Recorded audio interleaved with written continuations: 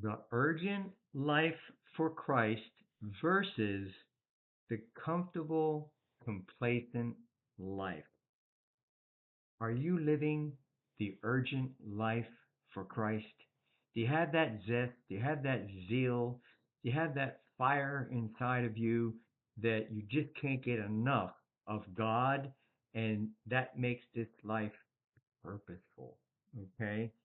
So, what is the urgent life of Christ? Well, it's basically what I just said.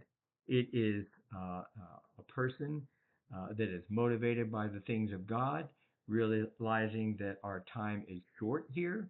Yet the time that we live this life influences so much about the next life. Not only just salvation, choosing God, being with Him, His Son, for eternity on the other side, the sinner's prayer, believing and following Jesus, it is with zest, it is with that zeal, it is with that energy. It is urgent. Okay, where's the urgency come in? The urgency is there are souls, even though the Father draws people to Christ and He gives them back to the Father, we are still instruments down here. God is using us not only to be part of that, to pray for people, to witness to people. That's the urgency. The urgency is we live in a decadent, fallen world here, and we have to make a mark here, and we have a certain amount of time. That's the urgency.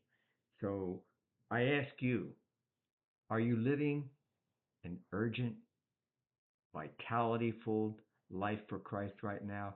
If you're not, you have to ask yourself, what's in the way? And then there's the complacent life. Maybe that is in the way, all right? I didn't say anything about that, did I? The complacent life is just getting by, just getting through the day, just, realizing, oh, I just can't wait to get on the other side of eternity. I just have to endure this life. That's not how we're supposed to be here. We don't just get to live this life for the sake of just living, taking up air. I'm not putting anybody down here, but I'm just saying that the complacent life is being satisfied. Now, there's a difference between complacency and contentment. Contentment is being okay, being good with what God gives you in the satisfaction of this life, okay, and not striving and struggling to have a pile of stuff. No, not that. But contentment is not needing to have to strive for all that. Complacency is just not going that extra mile, just kind of coasting. That's coasting in life. So you have to ask yourself, and you have to make a decision. Maybe you're on the fence today. Maybe you're on fire for God, okay? And maybe you evaluate yourself and you go, you know what? He's right. Maybe I'm a little bit too comfortable, a little bit too complacent, and there's always something to do.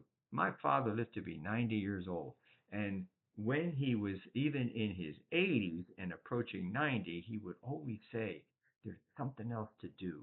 There's more to do here. There's somebody to talk to. And he was active, involved in church, and he was not living a complacent life. I invite you just to evaluate that. God bless you.